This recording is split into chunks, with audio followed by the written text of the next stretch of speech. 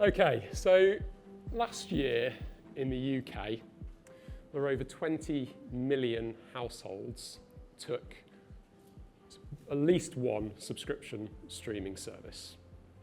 And we heard from David earlier that on average, of those 80% of homes that take a subscription streaming product, they take on average at least 2 services. And in fact, the number by our calculations is about 2.3. So that's Netflix and Amazon and maybe a bit of Now TV or Disney Plus and ITVX or Discovery Plus and so on. How many of you think that number is going to be lower next year? So that 2.3, if I can ask people to put their hands up in a moment. If we take that 2.3 services per household, how many of you think that's going to drop next year?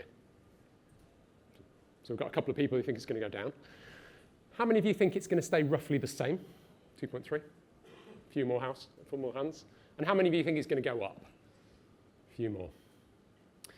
So those of you who put your hand up around staying roughly the same are probably on the money there, because on current trajectories, growth in stacking rates has slowed. In fact, it's stalled. The chart up here is illustrating how many services are taken per subscription streaming household in North America and in Western Europe. And we can see that rapid growth in the stacking rates between 2016 and all the way up to 2022.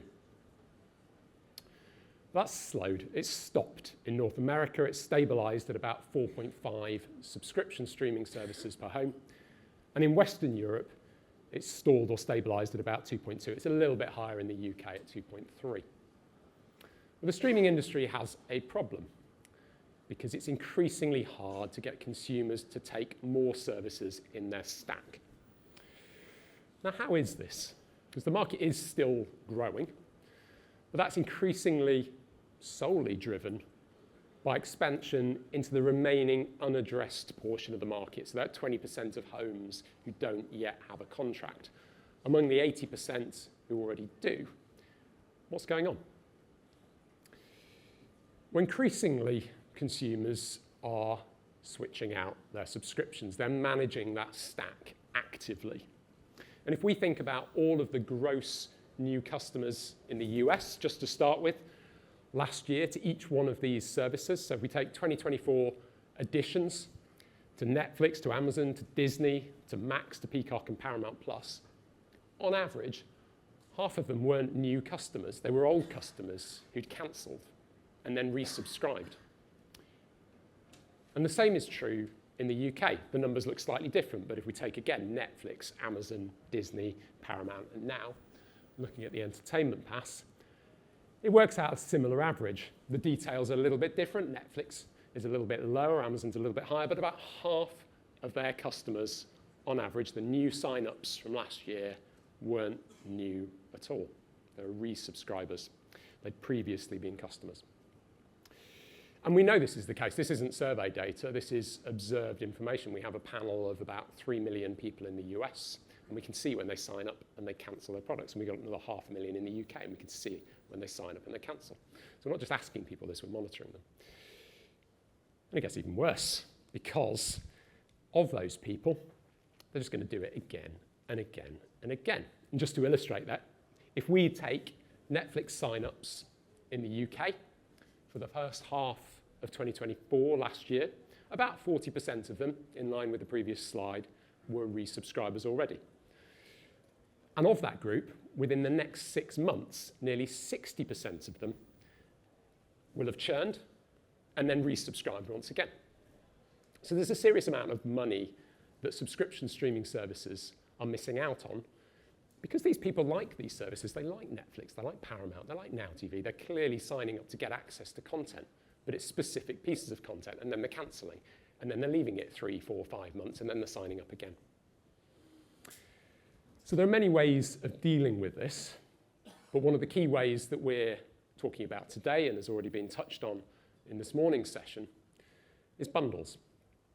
Now, we've heard a little bit from the pay TV world about how pay TV services are aggregating bundles, but let's have a look at some of the inter-streaming service bundles that are emerging. I'm going to take a look at the US because that's perhaps where we're seeing this most actively.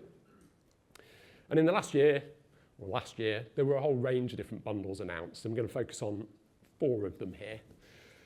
Comcast Stream Saver, so $15 a month package with Netflix, Apple TV Plus, and Peacock.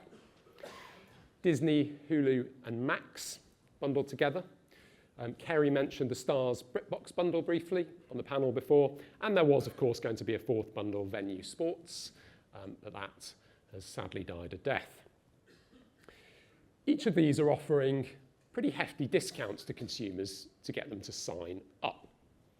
If we look at the price points for each of these services, Comcast Stream Saver, $15 a month.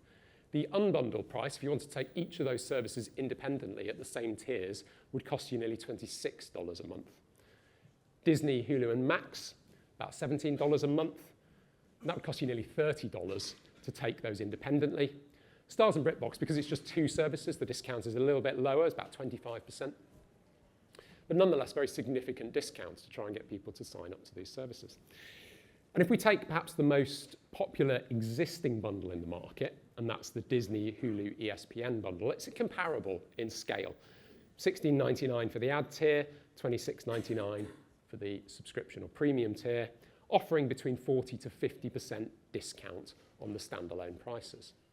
So some pretty compelling offers, and that's great for getting new customers in. They're very appealing.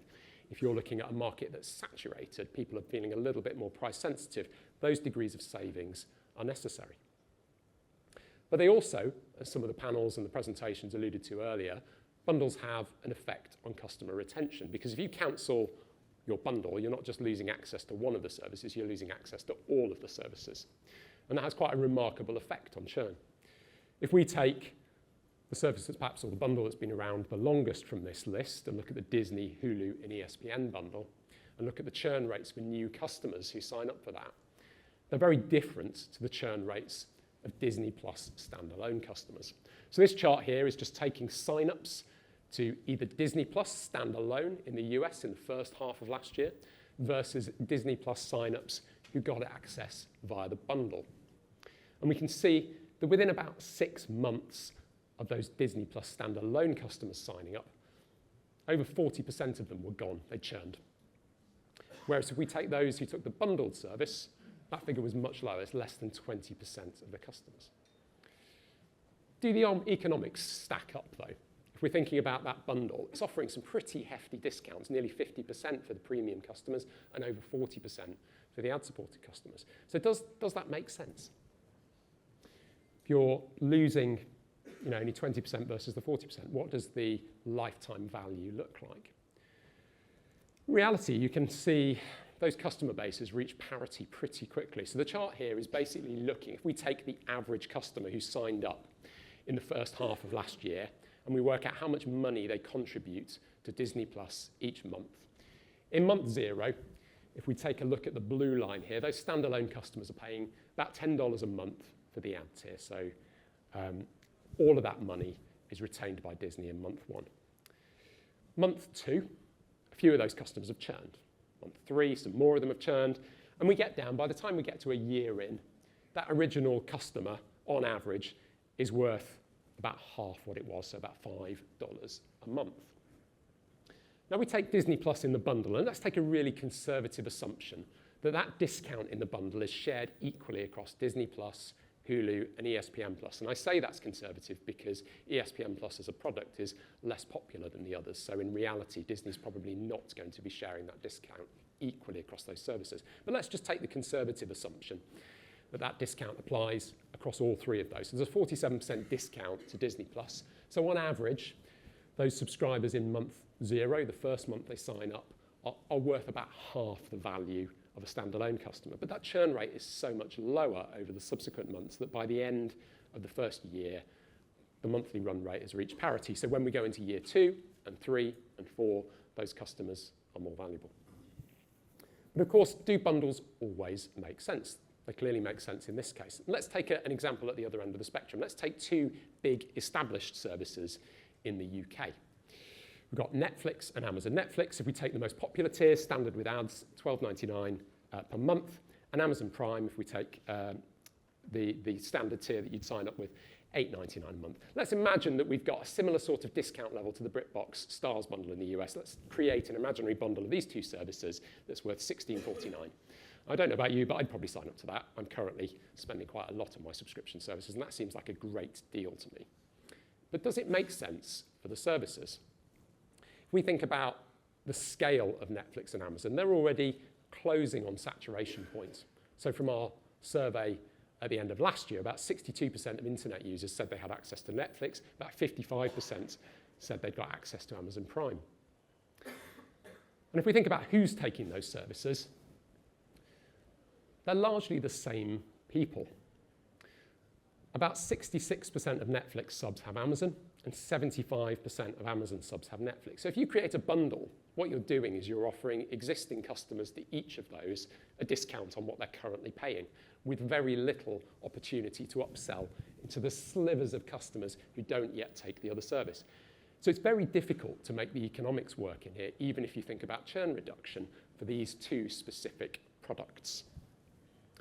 And you can take this principle and widen it out to the rest of the market. So we can say, well, okay, how big are some of the other services and how much do they overlap with each other in different markets around the world? And can we use that to understand which streaming services are likely to be best placed to bundle with one another?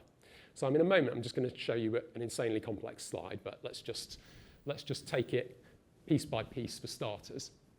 So there's basically cross-cutting the overlap between different streaming services here. So you could read this if you take that Netflix line there and scan across. That's saying that 29% of Netflix subscribers also take Disney+. And if you take the comparable Disney Plus line there, that's saying that 76% of Disney Plus subscribers also take Netflix. So you could imagine a bundle with the two of those being a good deal potentially for Disney if it was equitable, because they've got 75% or 70% of Netflix customers that could be upsold to. Probably less of a good deal for Netflix because there's a smaller base of Disney customers, and most of them have already got Netflix. Now we can take that principle and just roll it out across the whole market, and I'll be asking you all to memorize this slide. In reality, what I'm going to do is just highlight a small portion of this, which indicates where the optimal sets of bundles are likely to lie from a subscription streaming standpoint. So I'm going to read this out. We've got Disney, Max, Peacock, and Paramount, and the overlaps with each of the other products. And what we tend to find is that somewhere between 30 and 50% of customer bases are shared between those services. And that indicates a high degree of compatibility, that people are interested in those other services, but it indicates that there's still room for upsell. They're not yet saturated. So unlike the Amazon Netflix example earlier, there could be optimal bundles created, hence, for instance, the Disney Max bundle. So not all bundles are alike, but we can see clearly actually in the studio space, and we could probably throw in Apple TV Plus here as well, there are bundles that could be created that will help drive uptake in a saturated market. So I'm going to leave you with 4 key thoughts. First one, without a change in either consumer finances or pricing strategies or bundling strategies, households are reaching and perhaps have reached in the most mature markets a subscription ceiling. So we need bundling. And consumers are increasingly swapping in and out of services. They're managing that stack.